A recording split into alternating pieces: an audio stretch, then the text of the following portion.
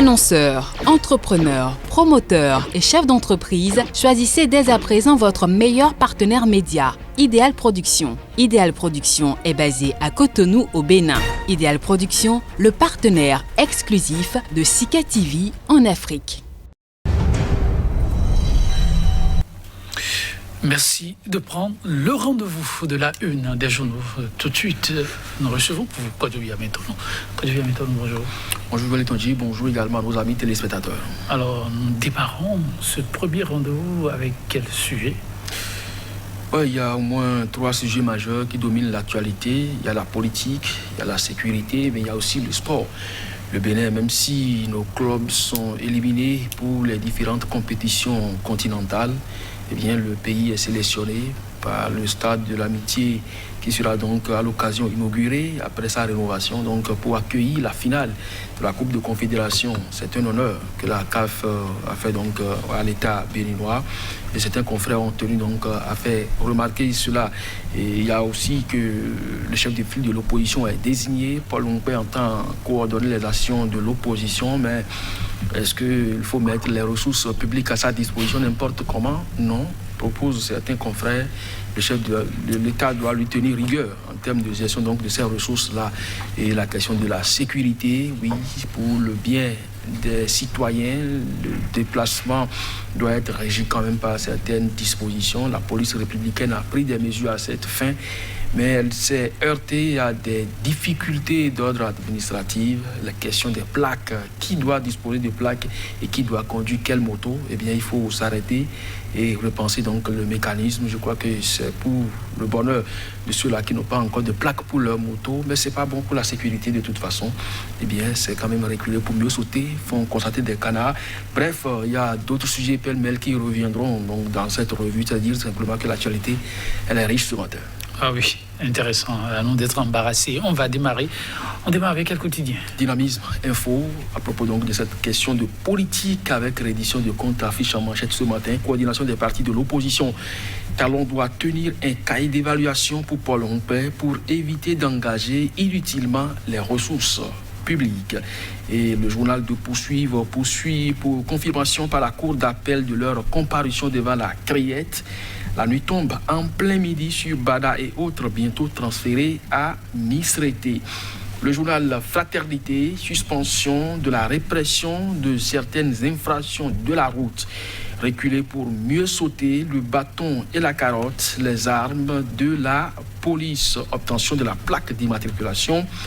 Une réforme à parfaire. Le journal La Dépêche, RFI invité Afrique, Dr Komi Kouché, le Bénin n'a plus de justice, note-t-il tout simplement. Et puis, à propos donc de cette rencontre au sommet Paris, sommet du financement des économies africaines du 18 mai, eh bien, absence du Bénin du sommet, liste des participants confirmé. Le journal La Loupe, infraction au code de la route au Bénin, suspension temporaire de l'opération de répression. Et les contrôles n'auront donc duré que 24 heures.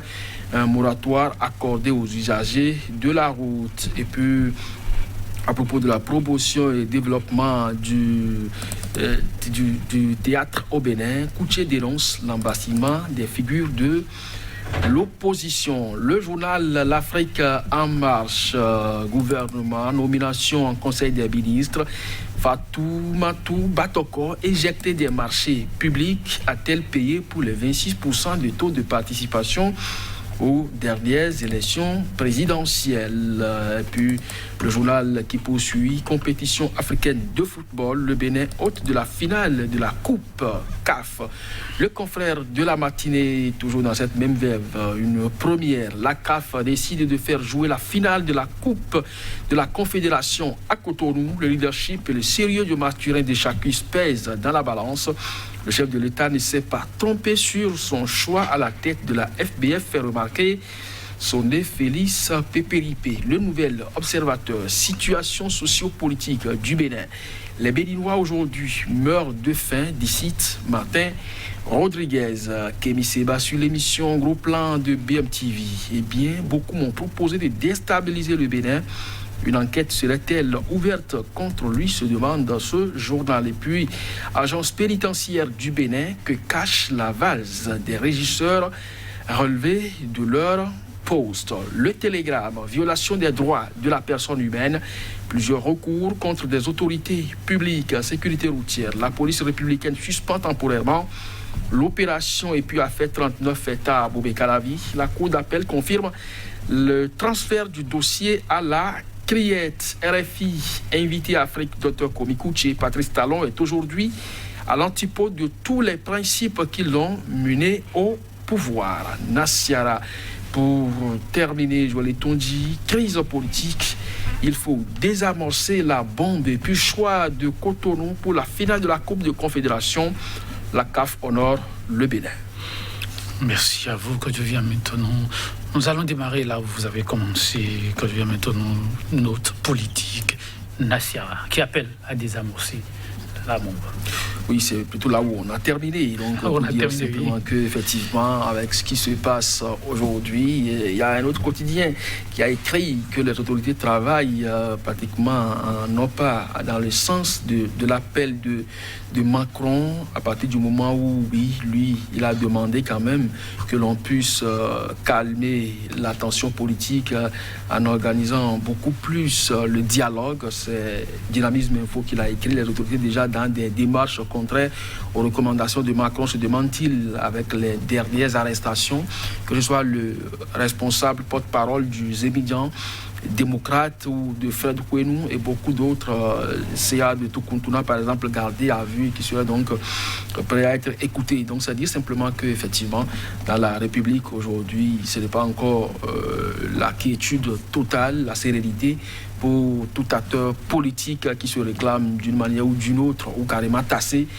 d'appartenir à une certaine opposition. Alors si c'est ça, le journal appelle la bombe, eh bien, il demande plutôt qu'on puisse la désamorcer à partir du moment où ça ne participe pas de la construction de la nation, de la cohésion nationale qui doit régner au lendemain donc d'une élection présidentielle. Même si vous avez été des adversaires politiques, à partir du moment où quelqu'un a été déclaré élu, eh bien, il faut regarder désormais dans la même direction et construire donc le pays. Alors, avec tout ce qui se vit aujourd'hui, et surtout par ces hommes politiques, on se demande jusqu'à quand le bout du tunnel. Jusqu'à quand le bout du tunnel? Nous restons au niveau du registre société, si on peut le dire, la loupe, comme un autre quotidien Fraternité, qui nous parle de cette opération sécuritaire. Tout à fait, avec cette décision prise par la police républicaine de sursoir d'abord de façon temporaire à l'opération de répression, parce qu'il y a un certain nombre d'infractions qui ont été listées, entre autres la non-disponibilité de plaques d'immatriculation pour les motos. Alors il se trouve malheureusement que la plupart des motos arrêtées dans ce cadre-là, que ce soit les pièces administratives proposées ou remises par les détenteurs ou les propriétaires présumés de ces motos, eh bien il y a forcément pas harmonie avec les numéros de châssis et les auteurs. Alors il peut y avoir quand même un citoyen qui a acheté sa moto et qui est rendu là. Maintenant, la pièce ne doit forcément pas... Celui qui aujourd'hui roule la moto n'a pas le document authentique de cette moto-là. Et il y a aussi des émigrants qui sont en contrat avec des particuliers. Donc, vous achetez votre moto, ce sont vos références qui sont servies de pièces pour pouvoir produire donc la plaque que porte la moto. Mais malheureusement, les émigrants qui conduisent cette moto-là a d'autres pièces qui ne sont donc pas en harmonie avec les réalités. Donc, ayant donc eu vent de cette difficulté, constater également le fait, la police a dû donc sursoir à l'opération, demander effectivement que non seulement ceux qui ne disposent pas des pièces aujourd'hui, et surtout les plaques, puissent donc aller les retirer et voir également dans quelle mesure réorienter la politique. Je crois que c'est d'ailleurs le titre de Fraternité reculé donc pour mieux sauter, parce qu'on ne peut quand même pas laisser impunément un tel état de choses à partir du moment où il y a une disposition qui prévoit que les motos puissent disposer de plaques. Il faut effectivement contraindre chacun à pouvoir le faire. Maintenant, à réprimer dans ce sens-là, il faut donc tenir compte de ces susceptibilités-là. Vous pouvez toutefois remettre votre moto, si vous en disposez, une à votre frère ou à votre soeur pour aller faire une course. Alors si la police l'interpelle et que sa carte d'identité ne se retrouve pas donc dans les pièces produites en son temps pour produire, pour faire la plaque, on ne peut quand même pas garder cette moto-là qui est quand même en règle. Donc c'est dire simplement que cette mesure est vraiment à repenser, comme Fraternité l'a proposé, obtention de la plaque d'immatriculation, c'est une réforme à parfaire. Nous parlons du quotidien des Béninois, Nouvelle Observateur, qui rapporte là des propos manger à sa faim, ce n'est plus gagné d'avance. Oui, c'est Martin Rodriguez qui l'a dit à la une donc, de ce journal et je crois qu'il est resté en phase avec le chef de l'État qui, entre-temps, disait déjà fin 2017 que la pauvreté du citoyen béninois aujourd'hui tend vers la misère.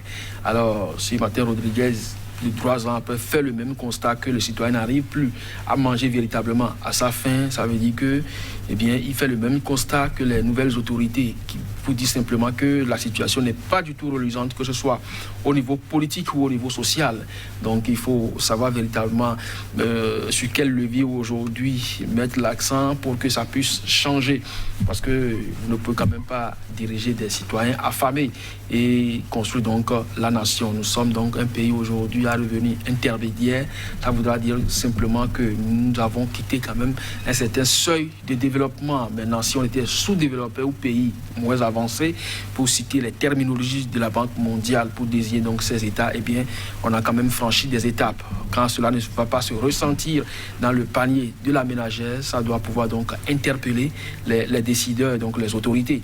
Donc, si Rodriguez en parle, c'est parce qu'il en sait quelque chose, même s'il n'est pas au pays, des informations lui parviennent, des constats de terrain peuvent aussi confirmer cela. Et je crois que le ministère des Affaires sociales a donc du pain sur la planche. Il lui revient donc de produire des fiches au chef de l'État qui a donc trouvé les voies et moyens pour que chacun puisse au moins, même s'il ne va pas quitter la pauvreté, la misère et revenir donc à la pauvreté, qu'il puisse au moins manger à sa faim. Et il y en a qui peuvent se frotter les mains, croire savoir, le confrère de la matinée du travail se fait et le Bénin désormais à l'honneur. Oui, le journal croit qu'il faut voir la main de Mathurin et d'Echacus derrière donc ce choix porté par la CAF sur le stade de l'amitié général Mathieu Kérékou pour abriter la finale de la Coupe de la Confédération. C'est quand même une première, effectivement, comme le confrère de la matinée l'a dit. Je crois que ce qu'on va souhaiter prochainement, c'est qu'un club béninois quand même puisse participer à cette finale. Ce serait plus beau. Tout à fait, Claude Vivian Tonon. Qu'il en soit ainsi. Oui. Mesdames, Messieurs, on va s'en arrêter là. À demain.